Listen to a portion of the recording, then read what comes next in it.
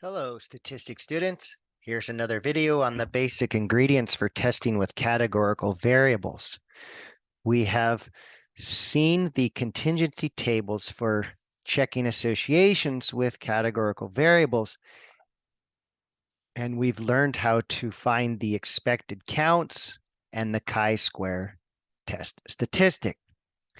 In this section, we're going to look at the details of this chi-square test, part 3, finding the p-value for the chi-square statistic to determine what we consider to be a large chi-square test statistic versus a small one. Remember, we want to be able to determine if we can discredit the null hypothesis and reject it.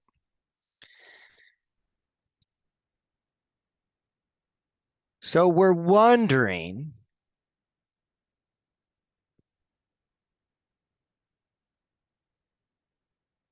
whether our die is fair or biased. We've rolled the die and we've recorded the observations. If it's fair, then the deviations we see from our expected counts should be small and the chi-square test statistic should be small. In fact, we found for our example that chi-squared was 1. So we asked at that time, is 1 a small value or is it surprisingly large for a fair die? And so in this section, we're going to be finding the p-value for this chi-square statistic. And remember, we've learned in chapters 8 and 9 that p-values measure our surprise if the null hypothesis is true.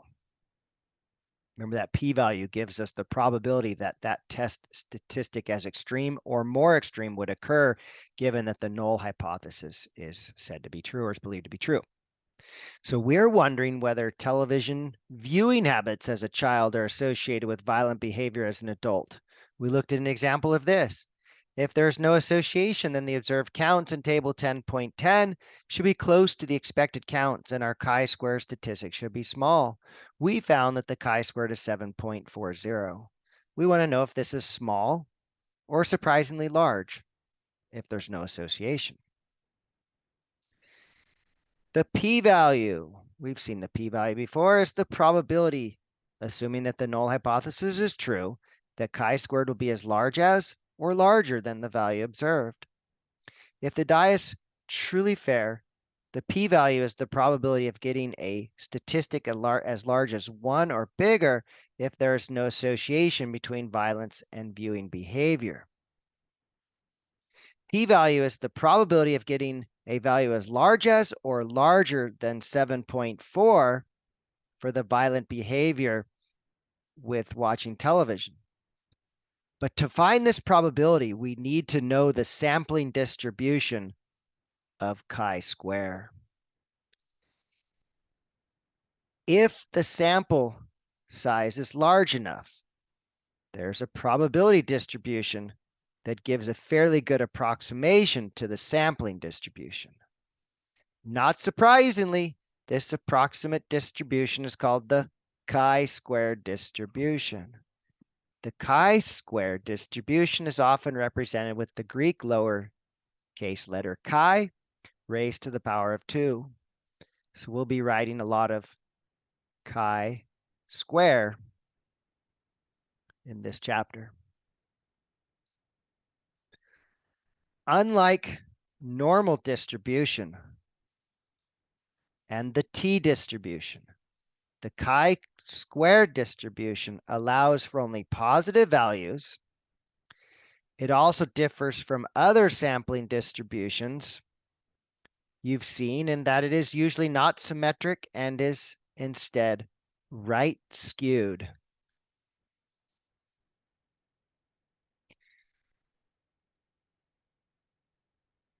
Like the shape of the t-distribution, the shape of the chi-square distribution depends on a parameter called the degrees of freedom.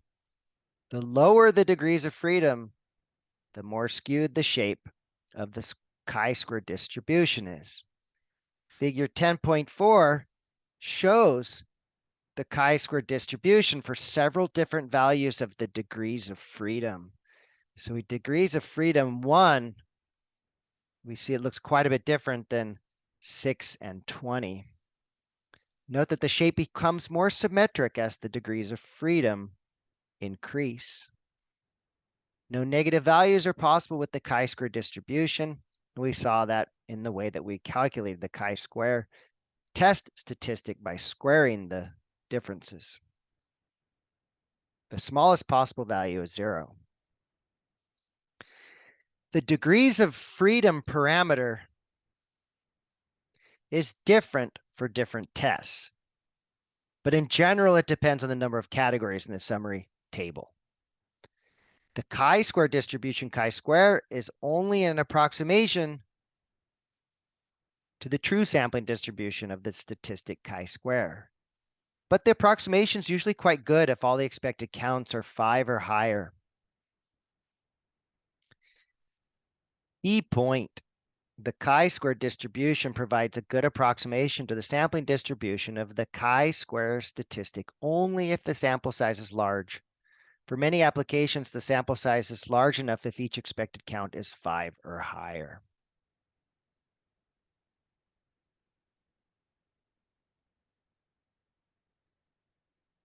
At the start of this section, we asked whether the value we saw for the chi-square statistic when comparing an ideal die to a real die was big or small. Recall the value we got there, the chi-square tested statistic was 1. As you will see in section 10.2, the degrees of freedom equals 5 for this problem. And figure 10.5 shows us that the probability of getting that test statistic of 1 or something more extreme is 96%, or 0.96. So specifically, about 96% of the total area of the chi-square distribution is above 1. So this tells us that the observed outcomes come close to what we'd expect for a fair die, so we should not conclude that the die is biased. So in this case, a chi-squared of 1 with a degrees of freedom equal to 5, this is considered to be a very small p-value.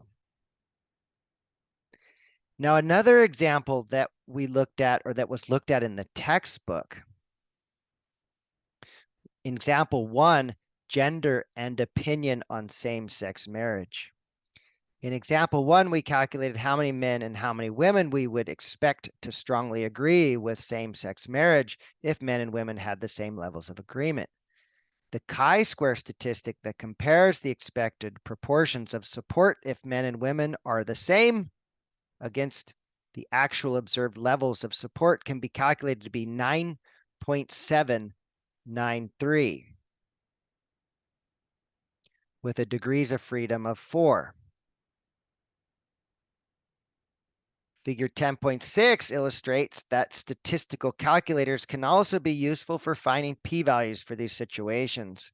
So here is a stat key graph for a chi-square distribution with degrees of freedom of 4, and we want to know the probability that our test statistic is as extreme or more than 9.793. In this case, we see the p-value is 0.044. So here, 9.793 is a relatively large value if men and women have the same levels of support for same-sex marriage. This tells us that our observations are far away from the hypothesis that support levels are the same, so it would be reasonable for us to conclude that men and women differ in their support, in their levels of support. So in this case, a chi-square equal 9.793 with a degrees of freedom equal to 4 is just below that 0.05 significance level that we all know so well, 0.044. So we would say this is a big test statistic, which gives us a small probability.